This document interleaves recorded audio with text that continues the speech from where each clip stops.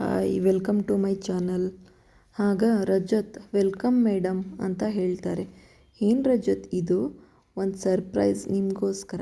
ಏನಪ್ಪ ಅದು? ಫ್ರೆಶ್ ಆಗಿ ಬನ್ನಿ, ನಿಮಗೋಸ್ಕರ ಸರ್ಪ್ರೈಸ್ ರೆಡಿ ಇರುತ್ತೆ. ಆಗ ಫ್ರೆಶ್ ಆಗಿ ರೇಷ್ಮಾ ಬರ್ತಾರೆ. ರೇಷ್ಮಾ, ಬನ್ನಿ ಇಲ್ಲಿ ಕೂತ್ಕೊಳ್ಳಿ. ಯಾಕೆ ಕೂತ್ಕೊಳ್ಳಿ ಅಂತ ಹೇಳಿ. ರೇಷ್ಮಾಳನ್ನು ಕೂರಿಸಿ ಅವರು ಮಾಡಿರೋ ಅಡಿಗೆನ ಬಡಿಸ್ತಾರೆ. ವಾವ್, ನೀವು ಅಡಿಗೆ ಮಾಡಿದ್ರಾ ರಜತ್? ಹೌದು, ತಿಂದು ಹೇಗಿದೆ ಅಂತ ಹೇಳಿ. ಆಗ ರೇಷ್ಮಾ ಊಟ ಮಾಡೋಕ್ಕೆ ಶುರು ಮಾಡ್ತಾರೆ. ವಾವ್ ರಜತ್, ಸೂಪರ್ ಆಗಿದೆ. ನಿಮಗೆ ಅಡುಗೆ ಮಾಡೋಕ್ಕೂ ಬರುತ್ತಾ? ಏನೋ ಬರೋ ಅಷ್ಟು ಮಾಡಿದ್ದೀನಿ. ತುಂಬ ಚೆನ್ನಾಗಿದೆ ರಜತ್. ಬನ್ನಿ ಕೂತ್ಕೊಳ್ಳಿ, ನೀವು ಊಟ ಮಾಡಿ. ಇಬ್ಬರು ಊಟ ಮಾಡೋಕ್ಕೆ ಶುರು ಮಾಡ್ತಾರೆ.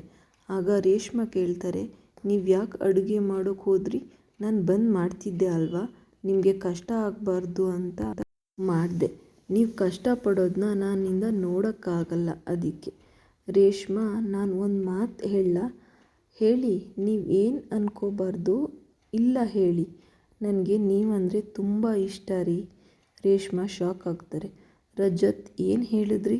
ನಿಜವಾಗ್ಲೂ ರೀ, ನಿಮ್ಮ ಒಳ್ಳೆತನ ನೋಡಿ ನಿಮ್ಮ ಮೇಲೆ ಮನಸ್ಸಾಗಿದೆ. ನನ್ನ ಮನಸ್ಸಲ್ಲಿ ಇರೋದನ್ನು ಹೇಳಿಬಿಟ್ಟೆ. ಏನಾದರೂ ತಪ್ಪಾಗಿದ್ದರೆ ಸಾರಿ. ಅದಕ್ಕೆ ರೇಷ್ಮಾ, ನನಗೆ ಯೋಚನೆ ಮಾಡೋದಕ್ಕೆ ಟೈಮ್ ಬೇಕು. ತಗೊಳ್ಳಿ, ಯೋಚನೆ ಮಾಡೇ ಹೇಳಿ. ರೇಷ್ಮಾ ರೂಮ್ಗೆ ಹೋಗಿ, ನಾನು ಒಪ್ಕೊಂಬಿಡ್ಲಾ? ಅವರು ತುಂಬ ಒಳ್ಳೆ ಮನಸ್ಸಿದೆ, ಅವರು ನನ್ನ ಚೆನ್ನಾಗಿ ನೋಡ್ಕೋತಾರೆ ಅನಿಸುತ್ತೆ ಅಂತ ಅಂದ್ಕೊಂಡು ರೂಮಿಂದ ಆಚೆ ಬಂದು, ರಜತ್, ನನಗೆ ಅಂತ ಯಾರೂ ಇಲ್ಲ. ಇವಾಗ ನೀವು ಬಂದಿದ್ದೀರ. ನೀವು ಯಾವತ್ತೂ ಬಿಟ್ಟು ಹೋಗಲ್ಲ ಅಲ್ವಾ? ನಿಮ್ಮ ನಂಬಿಕೆ ಇಡ್ಬೋದಾ? ಖಂಡಿತ ರೀ. ನಾನು ನಿಮ್ಮನ್ನ ರಾಣಿ ಥರ ನೋಡ್ಕೊತೀನಿ ರೀ. ಐ ಲವ್ ಯು ರಜತ್ ಅಂತ ಹೇಳಿ ತಪ್ಕೋತಾರೆ. ಇಬ್ಬರ ಪ್ರೀತಿ ಅತಿಯಾಗಿ ನಂಬಿಕೆಯಿಂದ ಇರುತ್ತೆ. ಆದರೆ ಒಂದಿನ ರಜತ್ ರೇಷ್ಮಾ ಇಬ್ಬರು ತಪ್ಪು ಮಾಡಿಬಿಡ್ತಾರೆ. ಆಗ ರೇಷ್ಮಾ, ಅಯ್ಯೋ, ನಾನು ಎಂಥ ಕೆಲಸ ಮಾಡಿಬಿಟ್ಟೆ ಅಂತ ಕಣ್ಣೀರು ಹಾಕ್ತಾ ಇರ್ತಾರೆ. ರಜತ್ ಹೇಳ್ತಾರೆ, ಯಾಕೆ ಅಳ್ತಾ ಇದ್ದೀರಾ? ನಾವಿಬ್ಬರು ಮದುವೆ ಆಗೋರು, ಮತ್ತೆ ಯಾಕೆ ಅಳಬೇಕು? ಆಗ ಓಡಿ ಬಂದು ರಜತ್ನ ತಪ್ಕೊಂಡು, ನೀವು ನನಗೆ ಮೋಸ ಮಾಡಲ್ಲ ಅಲ್ವಾ? ಪ್ಲೀಸ್ ರಜತ್ ರೀ, ನಾನು ಯಾಕೆ ನಿಮಗೆ ಮೋಸ ಮಾಡಲಿ ಅಂತ ಹೇಳಿ ನಂಬಿಸ್ತಾರೆ. ರೇಷ್ಮಾ ಅದನ್ನು ನಂಬಿಕೊಂಡು ತನ್ನ ದೇಹವನ್ನು ತ್ಯಜಿಸ್ತಾರೆ. ಅದನ್ನು ತನ್ನ ಆಸೆಗೆ ಬಳಸ್ಕೊಂಡ ರಜತ್. ಒಂದು ದಿನ ರೇಷ್ಮಾ ತಲೆ ಸುತ್ತಿ ಬೀಳ್ತಾರೆ. ರೇಷ್ಮಾ, ಏನಾಯಿತು ಗೊತ್ತಿಲ್ಲ. ಹಾಸ್ಪಿಟಲ್ಗೆ ಹೋಗ್ತಾರೆ. ಅಲ್ಲಿ ಡಾಕ್ಟರ್ ರೇಷ್ಮಾಳನ್ನು ಚೆಕ್ ಮಾಡಿ, ನೀವು ತಾಯಿ ಆಗ್ತಾ ಇದ್ದೀರಾ ಅಂತ ಹೇಳ್ತಾರೆ. ರೇಷ್ಮಾ ಶಾಕ್ ಆಗ್ತಾರೆ. ಅಲ್ಲಿಂದ ರಜತ್ನ ಮನೆಗೆ ಕರ್ಕೊಂಡು ಬರ್ತಾರೆ. ಯಾಕೆ ರೇಷ್ಮಾ ಹೀಗೆ ಹೇಳ್ಕೊಂಡು ಬಂದೆ? ಡಾಕ್ಟರ್ ಏನು ಹೇಳಿದ್ರು? ರಜತ್, ನಾನು ತಾಯಿ ಆಗ್ತಿದ್ದೀನಂತೆ. ರಜತ್ ಶಾಕ್ ಆಗಿ ಆಮೇಲೆ ಕೂಲಾಗಿ, ಹೆದರ್ಕೋಬೇಡ, ನಾವು ಮದುವೆ ಆಗೋಣ ಅಂತ ಹೇಳಿ ಸಮಾಧಾನ ಮಾಡ್ತಾರೆ. ಅದನ್ನು ನಂಬಿಕೊಂಡು ರೇಷ್ಮಾ ಸುಮ್ಮನೆ ಆಗುತ್ತಾರೆ. ರಜತ್ ರೂಮ್ ಒಳಗೆ ಹೋಗಿ ಯೋಚನೆ ಮಾಡ್ತಾರೆ. ಏನು ಹೀಗೆ ಆಗೋಯ್ತಲ್ಲ, ಏನು ಮಾಡಲಿ ಇವಾಗ?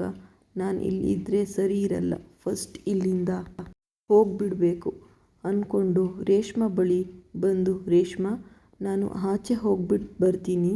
ಎಲ್ಲಿಗೆ ರಜತ್? ಅದು ನಾವಿಬ್ಬರು ಮದುವೆ ಆಗಬೇಕಲ್ಲ, ಅದಕ್ಕೆ ಅದ್ರ ವ್ಯವಸ್ಥೆ ಮಾಡ್ಕೊಂಡು ಬರ್ತೀನಿ ಅಂತ ಹೇಳಿ ಹೊರಗೆ ಹೋಗ್ತಾರೆ. ರೇಷ್ಮಾ, ನನ್ನ ಮದುವೆ ಆಗುತ್ತೆ ಅನ್ನೋ ಖುಷಿ. ಸಂಜೆ ಆಗುತ್ತೆ. ರಜತ್ ಬರ್ತಾರೆ ಅಂತ ಎದುರು ನೋಡ್ತಾ ಕಾಯ್ತಾ ಆ ಕಡೆಯಿಂದ ಈ ಕಡೆ, ಈ ಕಡೆಯಿಂದ ಆ ಕಡೆ ಓಡಾಡ್ತಾ ಬಾಗಿಲು ಕಡೆನೇ ನೋಡ್ತಾ ಇರ್ತಾರೆ. ರಾತ್ರಿ 9 ಆದ್ರೂ ರಜತ್ ಬರಲೇ ಇಲ್ಲ. ಫೋನ್ ಮಾಡ್ತಾರೆ, ಬಟ್ ಫೋನ್ ಸ್ವಿಚ್ ಆಫ್. ಏನಾಯಿತು ಇವ್ರಿಗೆ? ಯಾಕೆ ಹೀಗೆ ಮಾಡ್ತಾ ಇದ್ದಾರೆ? ಅಯ್ಯೋ ದೇವ್ರೆ, ಏನಪ್ಪ ಇದು? ಏನಾಗ್ತಿದೆ ಇಲ್ಲಿ? ಫೋನ್ ಯಾಕೆ ಸ್ವಿಚ್ ಆಫ್ ಆಗಿದೆ? ಏನು ಮಾಡಲಿ ಈಗ ನಾನು? ರಾತ್ರಿ ಪೂರ ರಜತ್ಗೋಸ್ಕರ ಕಾದು ಸುಸ್ತಾಗಿ ಮಲ್ಗೆ ಬಿಡ್ತಾರೆ. ಬೆಳಿಗ್ಗೆ ಎದ್ದು ನೋಡ್ತಾರೆ 9 ಗಂಟೆ ಆಗಿರುತ್ತೆ. ಅಯ್ಯೋ, 9 ಗಂಟೆ ಆಗೋಯ್ತು, ರಜತ್ ಹೋದವರು ಬಂದೇ ಇಲ್ಲ ಅಂದ್ಕೊಂಡು ಹುಡುಕೋದಿಕ್ಕೆ ಹೊರಗಡೆ ಹೋಗ್ತಾಳೆ. ಇಡೀ ದಿನ ಹುಡುಕ್ತಾರೆ, ಆದರೆ ರಜತ್ ಎಲ್ಲೂ ಸಿಗಲ್ಲ. ವಾಪಸ್ ಮನೆಗೆ ಬರ್ತಾರೆ. ಒಂದು ಮೂಲೆಯಲ್ಲಿ ಅಳ್ತಾ ಕೂತ್ಕೊಂಡು, ಏನು ದೇವ್ರೆ ಇದು? ನನ್ನ ಜೀವನ ಹೀಗೆ ಆಗೋಯ್ತು. ಇವಾಗ ಏನು ಮಾಡಲಿ ನಾನು? ರಜತ್ ಮೋಸ ಮಾಡಿಬಿಟ್ರಾ? ನಾನು ಮೋಸ ಹೋಗ್ಬಿಟ್ನಾ? ಇಲ್ಲ, ರಜತ್ ನನಗೆ ಮಾತು ಕೊಟ್ಟಿದ್ದಾರೆ, ಅವರು ನನಗೆ ಮೋಸ ಮಾಡಲ್ಲ. ಏನೋ ಪ್ರಾಬ್ಲಮ್ ಆಗಿರಬೇಕು. ನಾನು ಕಾಯ್ತೀನಿ, ಬಂದೇ ಬರ್ತಾರೆ. 2 ದಿನ ಆಯಿತು ಬರಲಿಲ್ಲ, 5 ದಿನ ಆಯಿತು ಬರಲಿಲ್ಲ, 1 ತಿಂಗಳು ಆಗುತ್ತೆ ಬರೋದೇ ಇಲ್ಲ. ರೇಷ್ಮಾ ಕಾದು ಕಾದು ಕುಗ್ಗೋಗಿರ್ತಾರೆ. ನಾನು ಮೋಸ ಹೋಗ್ಬಿಟ್ಟೆ. ಈ ಪರಿಸ್ಥಿತಿ ಯಾವ ಹೆಣ್ಣಿಗೂ ಬರಬಾರ್ದು. ನಾನು ಹೇಗೆ ಜನಕ್ಕೆ ಮುಖ ತೋರಿಸ್ಲಿ? ಹೊಟ್ಟೆಲಿ ಮಗು ಇಟ್ಕೊಂಡು ನಾನು ಹೇಗೆ ಈ ಸಮಾಜದಲ್ಲಿ ಬದುಕಲಿ?